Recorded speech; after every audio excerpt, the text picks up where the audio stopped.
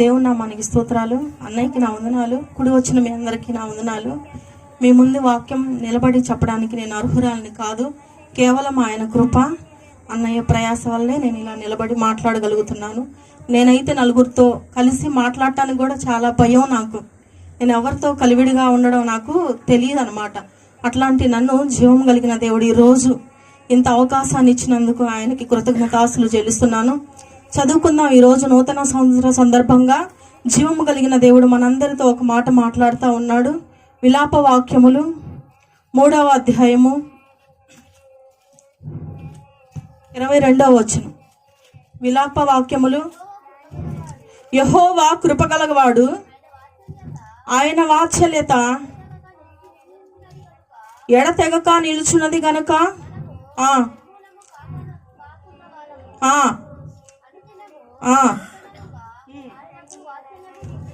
హల్లెలూయా. ఆయన వాత్సల్యత కలిగిన వాడంట. కాబట్టి ఆయన అంటున్నాడు, యెహోవా కృపగలవాడు, ఆయన వాత్సల్యత ఎడతెగక నిలుచున్నది గనుక మనము నిర్మూలము కాకున్న వారము అని అంటుంది లేఖనం. ఆయన వాత్సల్యత వలన మాత్రమే ఈ రోజు మనం భూమి మీద బ్రతుకుతా ఉన్నాం. ఆయన ఇచ్చిన కృపను బట్టియే, ఆయన మన పైన చూపిన కనికరాన్ని బట్టి మాత్రమే ఈ రోజు ఇలా ఊపిరి తీసుకొని బ్రతుకుతా ఉన్నాం. చాలా మందిని మనం గమనించినట్లయితే అంతకు ముందు పోయిన సంవత్సరంలో ఉన్న వాళ్ళు, మనతో జీవించిన వాళ్ళు, మన స్నేహితులు, మన ఇరుగు పొరుగు వారు, మన బంధువులు, మన రక్త సంబంధికులు, మన స్నేహితులు మనలో లేరు. గమనించారా? చాలా మంది లేరు. మనం ప్రేమించే వాళ్ళు లేరు, మన స్నేహితులు లేరు, మన బంధువులు మనతో లేరు. ఈ రోజు ఇలా భూమి మీద బ్రతికి ఉన్నామంటే అది కేవలం ఆయన యొక్క కృప మాత్రమే. ఎందుకంటే ఆయన వాత్సల్యత అనుదినము ఇదిగో నీ పైన అలాగా చూపిస్తా ఉన్నాడంట. ఆయన అనుదినము నీ పైన ఆయనకి ఏం పుడుతుంది? వాత్సల్యత కలుగుతా ఉన్నదని దేవుడు చెప్తా ఉన్నాడు. ఆయన వాత్సల్యత ఉంది కాబట్టే ఇలా ఊపిరి పీలుస్తూ బ్రతుకుతున్నాం. ఏదైనా పని చేసుకుంటున్నామంటే ఆయన ఇచ్చిన వాత్సల్యతను బట్టి మాత్రమే. ఏదైనా మనం ఈ దేహం కలిగి ఉన్నామంటే ఆయన వాత్సల్యత మనకు కలిగిన వారి కాబట్టి మాత్రమే ఇలా బ్రతికి ఉన్నాం. లేకపోతే మనం ఎప్పుడో మట్టిలో కలిసిపోవలసిన వారం. మనం పాపములో ఇదిగో పాతాళానికి, నరకానికి పాత్రం అవ్వాల్సిన మనల్ని ఆయనే దిగి వచ్చి, ఆయనే నరరూపము దాల్చి నీ పైన నా పైన వాత్సల్యత చూపిస్తా ఉన్నాడు. ఎందుకో తెలుసా? ఆయన నిన్నెంతో ప్రేమించాడు. నిన్ను ప్రేమించి ఇదిగో నూతన సృష్టిగా నిన్ను మార్చాలని ఆయన దిగి వచ్చాడు. ఇదిగో లోకములోనికి ఒక వెలుగు వచ్చి ఉన్నది. అది ప్రతి మనిషిని వెలిగించడానికి వచ్చిందంట. పాపములో ఉన్న వారిని, నశించిపోతున్న వారిని వెతికి వచ్చాడు. నువ్వు నేను ఆరాధిస్తున్న దేవుడు. హల్లెలూయా. ఎవరైనా సరే అట్లాగా పాపములో, శాపములో ఉన్న వారిని పోనీలే అని వదిలిపెడతాడు. మనం ఆరాధిస్తున్న దేవుడు ఆయన వెల చెల్లించి, నిన్ను ప్రేమించి, నిన్ను విడిపించడానికి, నిన్ను రక్షించడానికి, ఇదిగో నిన్ను జీవము కలిగిన మార్గములో నడిపించడానికి, సర్వ సత్యములోనికి నడిపించడానికి ఆయన దిగి వచ్చి ఇంకా ఆయన అంటున్నాడు నీతో నాతో ఒక మాట ఈ రోజు సాయంకాలం. నా వాత్సల్యత ఎడతెగక ఇదిగో మీ పైన చూపుతూ ఉన్నాను అంటున్నాడు ఆయన. హల్లెలూయా. ఇంకా ఆయన వాత్సల్యతని మనం అర్థం చేసుకునే వారిగా ఉండకూడదు. ఇంకా ఆయనకు మనం దూరం అయ్యేవారిగా ఉండకూడదు. ఇంకా ఆయన్ని అర్థం చేసుకోకుండా ఆయన్ని బాధ పెట్టేవారిగా ఉండకూడదు. కానీ ఆయన వాత్సల్యత చూపినట్లుగా మనం మలుచుకొని మార్చబడేవారిగా ఉండాలి. హల్లెలూయా. ఒకరిని మనం చూద్దాం ఎవరిపైన ఆయన వాత్సల్యత కలిగిందంటే, లూకాసు వార్త 15వ అధ్యాయంలో మనం చూసుకున్నట్లయితే ఒక తండ్రికి 2 కుమారులు ఉంటారు. ఒక కుమారుడు తప్పిపోతాడు అనమాట. అయితే చదువుకుందాం. లూకాసు వార్త 15వ అధ్యాయము 11వ వచనం.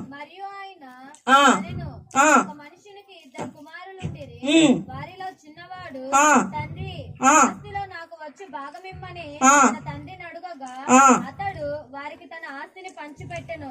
కొన్ని దినములైన తరువాత ఆ చిన్న కుమారుడు సమస్తము కూర్చుకొని దూరదేశములకు ప్రయాణమైపోయి అచ్చట తన ఆస్తిని దుర్వ్యాపారము వలన పాడు చేసెను. చాలు. హల్లెలూయా. తండ్రికి 2 కుమారులు ఉన్నారు. అయితే ఒక కుమారుడేమో దేవుని మాట వినుకుంటూ తండ్రి దగ్గరే ఉన్నాడు. ఇంకొక అతను ఏం చేశాడంటే, నాకు చాలా తెలివి వచ్చేసింది, నేను తండ్రికి దూరంగా వెళ్ళి నేను బ్రతకగలను, నేను హ్యాపీగా ఉంటా, నాన్న దగ్గర ఉంటే ఎప్పుడు కండిషన్లే, మనం అనుకుంటా ఉంటాం కదా, అన్నయ్య దగ్గర ఉంటే ఎప్పుడు కండిషన్లే అని. అట్లాగే ఆ కుమారుడు కూడా అనుకున్నాడు, నాన్న దగ్గర ఉంటే ఎప్పుడు కండిషన్లే, ఎప్పుడు అలాగుండకూడదు, ఇలాగుండకూడదు, అలా మాట్లాడకూడదు అని చెప్పేసి చెప్తా ఉంటాడు. నేను హ్యాపీగా బతకొద్దా, నా ఇష్టమైనట్లుగా నేను ఉండొద్దా, నేను ఎంజాయ్ చేయొద్దా అని చెప్పేసి ఎంజాయ్ చేయడానికి బయటకు వెళ్ళిపోయి ఇష్టమైనట్లుగా బ్రతికేసి దుర్వ్యాపారాలు అన్ని సుఖభోగాలు అనుభవించి చివరికి ఏం తింటున్నాడంట, పందులు తినే పొట్టు తినటానికి సిద్ధపడ్డాడు. మనం కూడా జీవము కలిగిన దేవునికి దూరం అయిపోతే మన పరిస్థితి కూడా ఇలాగే అవుతుంది ప్రియ బిడ్డ. జీవము కలిగిన దేవుడు అందుకే అంటున్నాడు, నీపైన అనుదినము వాత్సల్యత చూపుతున్నాను నేను అంటున్నాడు. అందుకే ఆయన నువ్వు అలా దుర్వాపంలో, లోకములో, శాపములో కొట్టుకొని పోవటానికి ఏమాత్రము ఇష్టము లేదు. అందుకే ఆయన దివి నుండి భూమికి దిగి నీ కోసము నా కోసము ప్రాణం పెట్టాడు. ఇదిగో ఆయన అరచేతిలో నిన్ను చెక్కుకొని ఉన్నాడు. అట్లాగా ఆయన ఏం చేశాడంటే దుర్వ్యాపారం వల్ల అంతా పాడు చేసుకొని తర్వాత దేవుడికి దూరం అయిపోయిన తర్వాత తండ్రి ఏమంటారు, ఎవరైనా శరీర సంబంధమైన తండ్రి అయితే పోనీలే, వాడు నా మాట వినకుండా వెళ్ళిపోయాడు, వాడికి అలాగే జరగాలి అని చెప్పేసి అలాగే అనుకుంటాడు. కానీ ఇక్కడ తండ్రి ఏమంటున్నాడు, 18వ వచనం,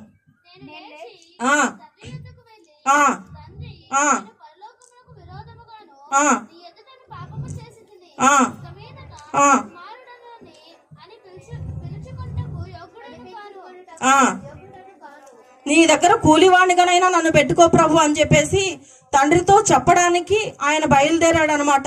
అప్పుడు తండ్రి ఏం చేశాడు, వాడు ఇంకా దూరముగా ఉన్నప్పుడు తండ్రి వారిని చూచి కనికరపడ్డాడంట. హల్లెలూయా. ఎంతకాలము నువ్వు దూరముగా ఉన్నా నీ కోసం ఆయన రెక్కలు చాపి ఎదురు చూస్తా ఉన్నాడని మర్చిపోవద్దు. నీ కోసం ఎదురు చూసే దేవుడున్నాడు.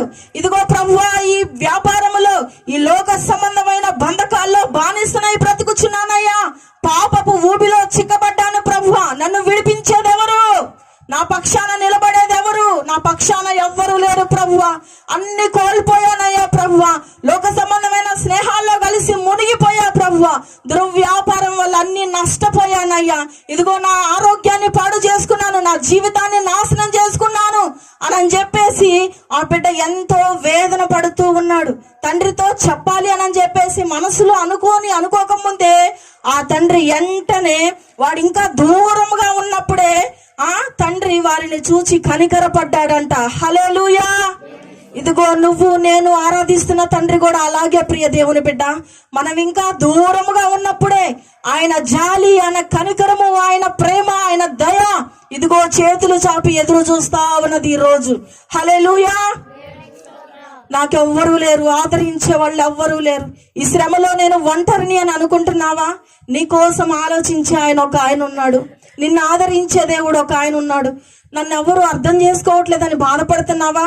నిన్ను అర్థం చేసుకునే దేవుడు ఒక ఆయన ఉన్నాడు. నీ జీవితాన్ని కట్టి సర్వసత్యములోనికి నడిపించి నిన్ను ఒక ఉన్నతమైన స్థానంలో నిలబెట్టాలని ఒక గొప్ప ప్రణాళిక కలిగిన యేసయ్య ఉన్నాడని మరచిపోవద్దు. ఆయన పేరే నజరేయుడైన యేసు. హల్లెలూయా. ఇంకా దూరముగా ఉన్నప్పుడే కనికరపడ్డాడంట.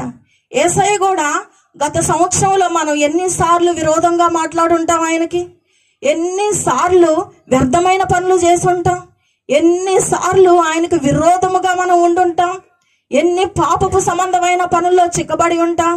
అయినా కానీ ఆయన అంటున్నాడు, అనుదినము నీ మీద నాకు నూతనమైన వాత్సల్యము కలుగుతున్నది బిడ్డ అంటున్నాడు. ఆయనకి కోపం రావట్లా, ఇంకనైనా మారతాడేమో. ఇదిగో ఈ 2024 సంవత్సరం అంతా ఇలాగున్నాడు, ఈ 25వ సంవత్సరంలోనైనా నా వైపు తిరుగుతాడేమో, మారతాడేమో, తండ్రి అని నా దగ్గరకు వస్తాడేమోనని ఆయన చేతులు చాపి ఆయన నిన్ను హత్తుకోవాలని ఎదురు చూస్తా ఉన్నాడంట. హల్లెలూయా. అయితే ఇంకా ఆయన ఏమనుకుంటున్నాడు, కనికరపడి పరిగెత్తుకొని వచ్చి వాడి మెడ మీద పడి ముద్దు పెట్టుకొనేను. హల్లెలూయా. తప్పిపోయాడు కదా బిడ్డ, లోకంలో కలిసిపోయాడని చెప్పేసి తండ్రి ఏం చేస్తున్నాడు, ముద్దాడుతా ఉన్నాడంట, పరిగెత్తుకొని వస్తున్నాడంట. నీ కోసము, నా కోసం ఇదిగో ఆలోచించే వాళ్ళు ఎవరు లేరు, నా బాగోగులు చూసే వాళ్ళు ఎవరు లేరని విచారపడద్దు బిడ్డ. నీ కోసము పరుగులెత్తే దేవుడు ఉన్నాడు. నీ కోసం ఇదిగో ఆయన ఆకాశము నుండి దిగి వచ్చాడు, నిన్ను ప్రేమించాడు, నీకోసము ప్రాణం పెట్టాడు ఆయన. హల్లెలూయా. పరిగెత్తుకొని వచ్చాడంట. అయితే ఆ తర్వాత తండ్రి తన దాసులను చూసి ఏమంటున్నాడంటే, నా బిడ్డ తప్పిపోయి మళ్ళీ నా దగ్గరకు వచ్చాడు కాబట్టి ప్రశస్త వస్త్రము త్వరగా తెచ్చి వీనికి కట్టి వీని చేతికి ఉంగరము పెట్టి పాదములకు చెప్పులు తొడిగించుడి అంటున్నాడు. ఏమైతే కోల్పోయాడో లోకములో అంతకంటే మంచివి దేవుడు ఇవ్వాలని ఆశపడతా ఉన్నాడు ఈరోజు. హల్లెలూయా. ఇదిగో ఏం పోగొట్టుకున్నావో నాకు తెలియదు కానీ, ఇదిగో ఏమి లోకములో కలిసిపోయే నీ జీవితంలో ఏమి కోల్పోయావో తెలియదు కానీ, నా దేవుడు ఈ రోజు నీతో సూటిగా స్పష్టంగా మాట్లాడుతున్న మాట ఏంటంటే, ఏమైతే నష్టపోయావో లోకములో కలిసి ఏదైతే పోగొట్టుకున్నావో అంతకంటే రెట్టింపు ఘనతను నీకు ఇవ్వబోతున్నాను అంటున్నాడు. ప్రశస్తమైన వస్త్రాలు నీకు తొడిగించాలని ఆయన ఆశపడతా ఉన్నాడు. అంతేకాదు ఆయన రాజ్యానికి నిన్ను తీసుకెళ్లాలని గొప్ప ప్రణాళిక కలిగి ఉన్నాడు. హల్లెలూయా. వస్త్రాలు ఇప్పుడు ఈరోజు డైలీ మనం మామూలు వస్త్రాలు వేసుకుంటా ఉన్నాం. ఈరోజు కొంచెం మంచి వస్త్రాలు వేసుకున్నాం కదా, ఎంత చక్కగా ఉన్నాము. అట్లాగే దేవుడు కూడా ఈ పాపపు వస్త్రాన్ని నాకు ఇస్తావా అని అడుగుతున్నాడు. నీ పాపపు తలంపులను నాకు ఇస్తావా అని అడుగుతున్నాడు. ఈ సాయంకాల సమయమందు నీ బానిసత్వము నాకు ఇస్తావా, నీ వ్యసనాలు నాకు ఇస్తావా? ఇచ్చినట్లయితే నీకు ప్రశస్తమైన వస్త్రాలు నేను ఇస్తాను అంటున్నాడు. హల్లెలూయా. మొదటి దినవృత్తాంతముల గ్రంథంలో ఒక మాట దేవుడు మనతో మాట్లాడుతూ ఉన్నాడు. ఆయన నమ్మి ఆయన దగ్గరకు వస్తే ఆయన ఏమిస్తాడంట? మొదటి దినవృత్తాంతముల గ్రంథము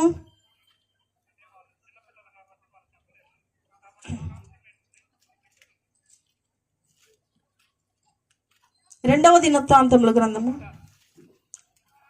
1వ అధ్యాయము 12వ వచనము. ఆయన దగ్గరికి నువ్వు వచ్చేస్తే ఆ వస్త్రాన్ని, ఆ మలిన వస్త్రాన్ని, ఆ పాపపు వస్త్రాన్ని, ఆ వ్యసనాన్ని, నీలో ఉన్న ఆ మత్సరాన్ని, కుళ్ళుని, వ్యసనాన్ని, ఆ బానిసత్వాన్ని దేవుడికి నువ్వు ఇవ్వగలిగితే, నీ పాపమును ఆయనకి ఇవ్వగలిగితే, ఈరోజు నీతో దేవుడు ఈ మాట మాట్లాడుతూ ఉన్నాడు. 12వ వచనం. కాబట్టి జ్ఞానమును తెలివియు నీకు ఇయ్యబడును.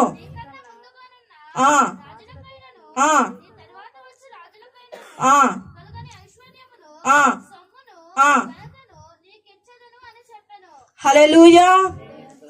రాజులకైనను కలగని సొమ్మునిస్తాడంట, ఘనతనిస్తాడంట. అలాగే ఆయన రాజ్యములోకి నిన్ను తీసుకెళ్తానని దేవుడు చెప్తా ఉన్నాడు. హల్లెలూయా. కాబట్టి మనం గత సంవత్సరం అంతా ఎలాగున్నాం, ఎన్ని మనలో ఉన్నాయో ఆయన చూస్తానే ఉన్నాడు. ఆయన ఇంకా మన వైపు కనికరం కలిగి ఉన్నాడు. కాబట్టి మనం ఇంకా ఏమున్నాయో లోటుపాట్లు తీసివేసుకునే వారిగా ఉండాలి. ఇంకా ఆయనకు విరోధమైనవి ఆయన చేతికి అప్పగించి, ప్రభువా నీ మార్గములో నడిపించయ్యా అని చెప్పేసి ఆయనకు నువ్వు లోబడి ఆయన దగ్గరకు నువ్వు రాగలిగితే నిన్ను ఘనమైన పాత్రగా నిలబెడతానని ఆయన అంటా ఉన్నాడు. హల్లెలూయా. ఈ చిన్న వాక్యాన్ని పరిశుద్ధాత్మ దేవుడు మనందరి హృదయాల్లో నీరు కట్టి ఫలింపజేయును గాక. ఆమేన్.